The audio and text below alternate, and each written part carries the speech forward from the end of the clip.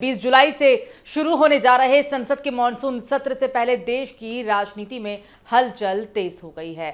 सत्ता पक्ष अपनी रणनीति बनाने में जुटा है तो विपक्ष भी सरकार को घेरने के लिए पूरी तैयारी कर रहा है। इसी कड़ी में कांग्रेस संसदीय दल की अध्यक्ष सोनिया गांधी के 10 जनपद स्थित आवास पर कांग्रेस के शीर्ष नेताओं की एक अहम बैठक हुई और इस बैठक में केवल संसद के एजेंडे पर चर्चा ही नहीं बल्कि उन मुद्दों पर भी मंथन हुआ जिनके जरिए विपक्ष आगामी सत्र में सरकार को चुनौती देना चाहता है। सबसे बड़ा फैसला रहा कि अगर केंद्र सरकार परिसीमन यानी कि डिलिमिटेशन से जुड़ा विधेयक संसद में लाती है तो कांग्रेस उसका विरोध करेगी। इसके अलावा वन नेशन वन इलेक्शन, महंगाई, बेरोजगारी, किसानों के मुद्दे, विदेश नीति और कई अन्य विषयों पर भी विपक्ष की साझा रणनीति बनाने पर चर्चा हुई। बैठक में सोनिया गांधी, राहुल गांधी, कांग्रेस अध्यक्ष मल्लिकार्जुन खड़गे, केसी वेणुगोपाल, जयराम रमेश, पी चिदम्बरम और कई वरिष्ठ सांसद भी शामिल रहे। बैठक का मुख्य उद्देश्य यह तय करना था कि संसद के भीतर किन मुद्दों पर सरकार को सबसे प्रभावी तरीके से घेरा जाए और विपक्ष की आवाज एकजुट दिखाई दे। कांग्रेस का मानना है कि मॉनसून सत्र केवल विधायी प्रक्रिया का मंच नहीं होगा बल्कि देश के कई महत्वपूर्ण राजनीतिक और संवैधानिक सवालों पर निर्णायक बहस का अवसर भी बनेगा। अब सवाल यह है कि आखिर डिलिमिटेशन का मुद्दा इतना बड़ा क्यों बन गया है। दरअसल डिलिमिटेशन का मतलब है जनसंख्या के आधार पर लोकसभा और विधानसभा क्षेत्रों की सीमाओं का पुनर्निर्धारण। सरकार का तर्क है कि समय के साथ जनसंख्या में बदलाव आया है और इसलिए प्रतिनिधित्व भी उसी हिसाब से होना चाहिए।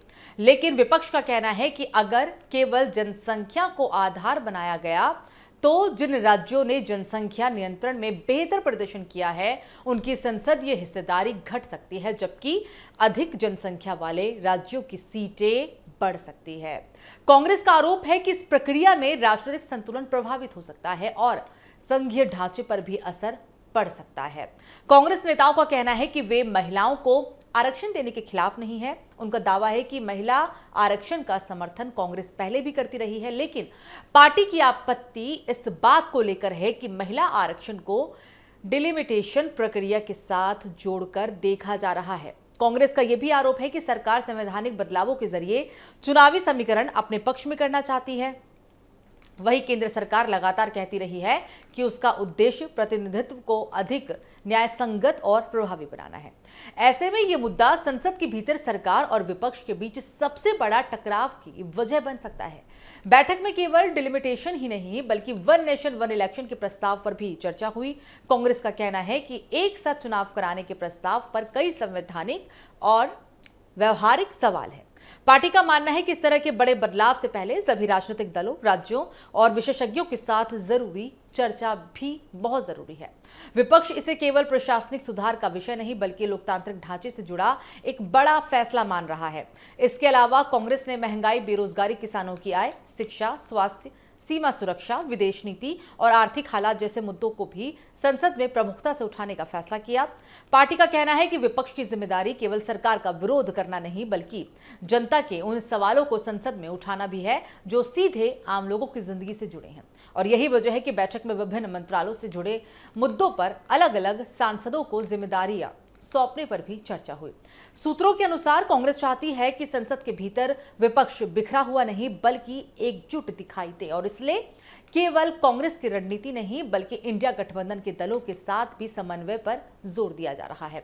मॉनसून सत्र शुरू होने से पहले विपक्ष की एक अलग बैठक भी प्रस्तावित है जिसमें साझा रणनीति पर अंतिम मुहर लग सकती है। उद्देश्य यह है कि संसद के हर बड़े मुद्दे पर विपक्ष की आवाज एक जैसी सुनाई दे। ऐसे कई अहम मुद्दे जिस पर रणनीति बनने की पूरी संभावना है। हालांकि जो राजनीतिक विशेषज्ञ हैं उनका मानना है कि डिलिमिटेशन का मुद्दा आने वाले वर्षों की राजनीति की दिशा तय कर सकता है। ये केवल सीटों की संख्या का सवाल नहीं बनता यहाँ बल्कि राज्यों के प्रतिनिधित्व, संघीय संतुलन और लोकतांत्रिक व्यवस्था से भी एक जुड़ा हुआ विषय है।